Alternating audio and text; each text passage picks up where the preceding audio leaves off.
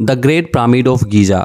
जैसे ही हम ये नाम सुनते हैं, इजिप्ट के विशाल स्ट्रक्चर की इमेज हमारी आंखों में तैरने लगती है और साथ ही उसके रहस्यों को जानने की एक लालसा।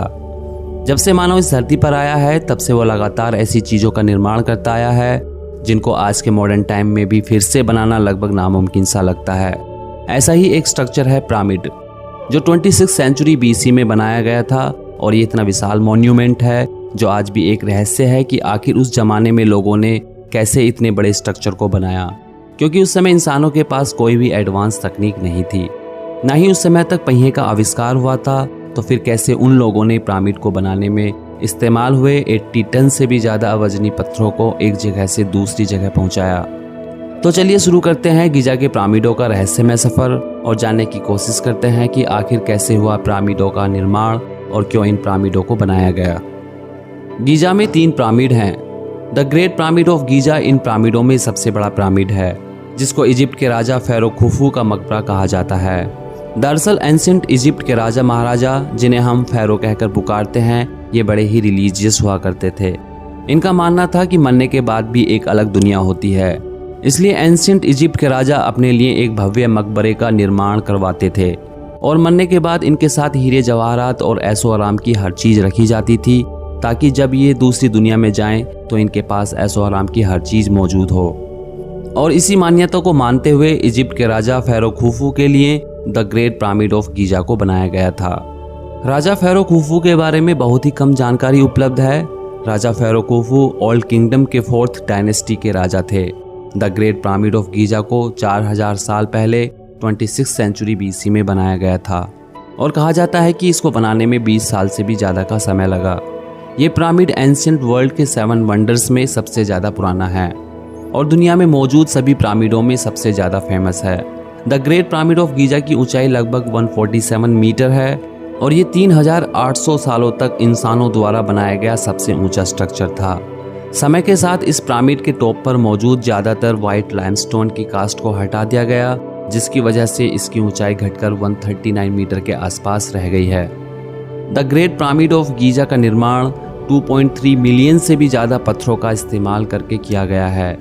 ये पत्थर बड़े ही भारी हुआ करते थे और इनका साइज एक जैसा नहीं था। कुछ पत्थर काफ़ी छोटे थे और कुछ बेहद ही विशाल, इतने विशाल कि एक पत्थर का वजन 80 टन तक होता था। अगर इस पूरे स्ट्रक्चर के वजन की बात करें तो ये 6 मिलियन टन से भी ज़्यादा है, जो कि दुनिया की टॉलेस्ट बिल्डिंग बुर्ज खलीफा से भी भारी है। तो अब आप अंदाज़ा लगा सकते हैं कि इन लोगों ने कितना बड़ा स्ट्रक्चर बना के तैयार किया था। चलिए जानते हैं कि कैसे the great pyramid of Giza को बनाया गया और कौन से मटेरियल को इसके कंस्ट्रक्शन में इस्तेमाल किया गया। गीजा के पिरामिड नाइल रिवर से 9 किलोमीटर दूर वेस्टर्न डेजर्ट में मौजूद हैं। ये पिरामिड 2.3 मिलियन पत्थरों से मिलकर बना है। इनको बनाने के लिए 3 तरह के मटेरियल का इस्तेमाल किया गया था: लाइमस्टोन, मोर्टार और ग्रेनाइट। लाइमस्टोन एक तरह की रॉक होती है जो कैल्शियम कार्बोनेट से बनती है, जिसको हम आम भाषा में चूना पत्थर भी कहते हैं। The great pyramid of Giza को बनाने के लिए लगभग 5.5 मिलियन टन लाइमस्टोन का इस्तेमाल किया गया था। वहीं 8000 टन ग्रेनाइट और 5 लाख टन मोर्टार इस कंस्ट्रक्शन में इस्तेमाल हुआ। अब सवाल ये उठता है कि कहाँ से इतने सारे ब्लॉक या पत्थरों को लाया गया। दरअसल ज़्यादातर ब्लॉक का खनन पिरामिड के साउथ में गीजा में किया गया था, जो आज सेंट्रल फील्ड के नाम से जाना जाता है। ये ब्लॉक एक विशेष प्रकार के न्यूमोलिटिक लाइमस्टोन थे, जो प्री हिस्टोरिक सेल प्राणियों के जीवाश्म हैं, जिन्हें आज भी बारीकी से देखने पर देखा जा सकता है। इसके अलावा इन पत्थरों में दूसरे जीवों के जीवाश्म भी पाए गए हैं, जैसे शार्क के दांत के जीवाश्म। इन विशाल पत्थरों को तूरा की खदानों से नावों की मदद से नाइल नदी के द्वारा कंस्ट्रक्शन साइट पर लाया जाता था। ग्रेनाइट पत्थरों को असवान से लाया जाता था। असवान साउदर्न इजिप्ट का एक शहर है जो गीजा से लगभग 900 किलोमीटर दूर है। गीजा के पिरामिड को बनाने वाले वर्कर्स इतनी दूर से इन ग्रेनाइट पत्थरों को नावों में रखकर नाइल नदी के द्वारा लाते थे। ग्रेनाइट पत्थर बहुत ही विशाल थे। एक पत्थर का वजन 25 से लेकर 80 टन के करीब होता था। अब सोचिए, इतने भारी पत्थरों को इतनी दूर से लाना कितना मुश्किल काम होता होगा, वो भी बिना किसी एडवांस तकनीक के।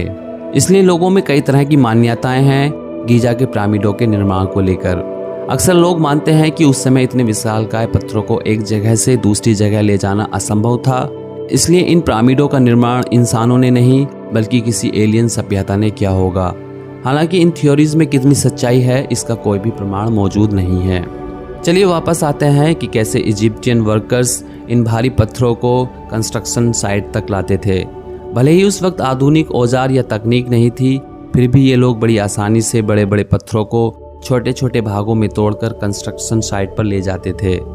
पत्थरों को तोड़ने के लिए इजिप्शियन वर्कर्स बड़ी ही यूनिक तकनीक का इस्तेमाल करते थे।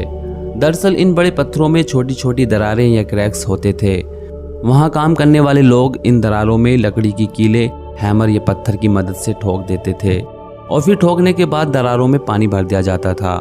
जैसे कि हम जानते हैं लकड़ी पानी को सोख लेती है, पत्थरों में ठोकी गई ये लकड़ियाँ भी उस पानी को सोख लेती थी, जिसकी वजह से लकड़ी एक्सपैंड होने लगती थी और लकड़ी के साइज बढ़ने की वजह से पत्थरों की दरारों में एक हाई प्रेशर लगने लगता था, जिसकी वजह से पत्थर दो भागों में टूट जाता था।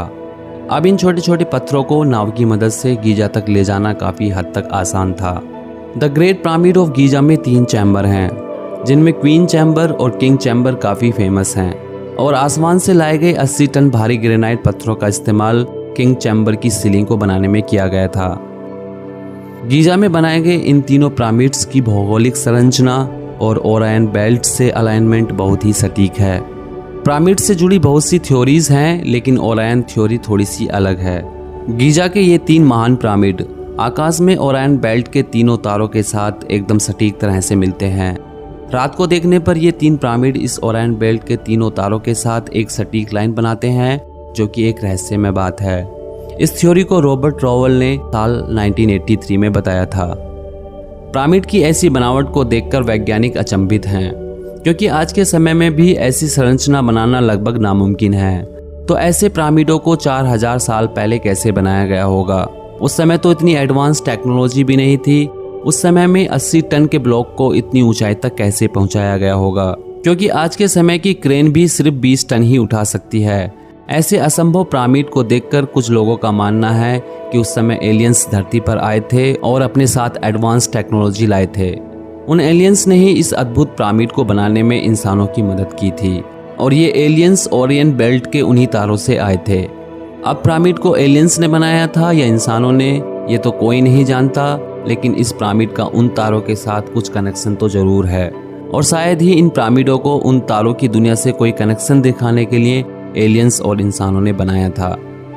अगर पृथ्वी का भौगोलिक केंद्र नापा जाए तो उसका केंद्र वहीं आता है जहां अभी भी ये पिरामिड बने हुए हैं। ये पिरामिड पृथ्वी की उत्तर दिशा पर भी बिल्कुल सटीक तरह से बैठते हैं। इन पिरामिड को कुछ इस तरह से बनाया गया है कि ये भूकंप से भी बचे रहें। पिरामिडों में रखे लाइमस्टोन को इतनी बारीकी से फिट किया गया है कि इसमें एक सुई तक भी घुसाने की जगह नहीं है। गीजा के ये 3 महान पिरामिड हमारे सूरज के साथ भी सन अलाइनमेंट बनाते हैं। गीजा के पिरामिड को इस तरह बनाया गया है कि इसके अंदर का तापमान हमेशा कंट्रोल में रहता है। पिरामिड के बाहर तापमान चाहे कितना भी हो, लेकिन इसके अंदर का तापमान हमेशा 20 डिग्री सेल्सियस ही रहता है। इसके अलावा यह पिरामिड किसी भी तरह के भूकंप को झेल सकता है। चलिए अब बात करते हैं दुनिया के इस शानदार structure the great pyramid of Giza को बनाने वाले मजदूरों के बारे में। कैसे इन लोगों ने इस असंभव से दिखने वाले पिरामिडों का निर्माण किया। एंशिएंट ग्रीक लोगों का मानना था कि इन महान पिरामिडों को बनाने के लिए गुलाम मजदूरों का इस्तेमाल किया गया और मजदूरों के साथ बड़ा ही बुरा व्यवहार किया जाता था। इनसे जानवरों की तरह काम करवाया जाता था। लेकिन मॉडर्न डिस्कवरीज कुछ और ही बताती हैं। आधुनिक खोजों के अनुसार इन पिरामिड्स को बनाने वाले लोग बड़े ही स्किल्ड थे और ये यहाँ पर पिरामिड को बनाने का काम जॉब के तौर पर करते थे। इन वर्कर्स के साथ बहुत ही सम्मान से बात की जाती थी और इन पिरामिड्स को बनाने के लिए 40-40 लोगों की टीम बनाई गई और फिर 40 लोगों की टीम को 4 और भागों में बांटा गया, यानी 10 लोगों का एक उप समूह होता था। अब यहाँ एक सवाल उठता है, 2.3 मिलियन से भी ज़्यादा ब्लॉक्स को काटकर तराशने और फिर उनको पिरामिड का निर्माण करने में कितने मजदूरों की ज़रूरत पड़ी होगी। सभी आर्कियोलॉजिस्ट के अपने तरीके हैं ये जानने के कि गीजा के महान पिरामिड्स को बनाने में कितने वर्कर्स की ज़रूरत पड़ी होगी। लेकिन ज़्यादातर आर्कियोलॉजिस्ट इस थ्योरी पर एग्री करते हैं कि इन पिरामिड्स को बनाने में 4000 प्राइमरी लेबरर को शामिल किया गया था, जिनमें खदान मजदूर, ढोने वाले और राजमिस्त्री आते हैं, और 16 से 20 हज़ार सेकेंडरी लेबरर ने इन प्राइमरी वर्कर्स को सपोर्ट किया होगा। सेकेंडरी वर्कर्स में RAM builders, tool makers, mortar mixer और वो लोग आते हैं जो खाने, कपड़े और दूसरे ज़रूरत के सामानों की सप्लाई किया करते थे। तो अगर देखा जाए तो गीज़ा के महान पिरामिड्स को बनाने के लिए 20 से भी ज़्यादा सालों तक 20 से 25 हज़ार मजदूरों का इस्तेमाल किया गया था। तो ये थी गीज़ा के महान पिरामिड्स से जुड़ी कुछ जानकारियाँ जो विभिन्न सोर्सों से ली गई हैं। अगर आपको ये वीडियो अच्छी लगी या कुछ भी सीखने को मिला तो वीडियो को लाइक और चैनल को सब्सक्राइब जरूर करें।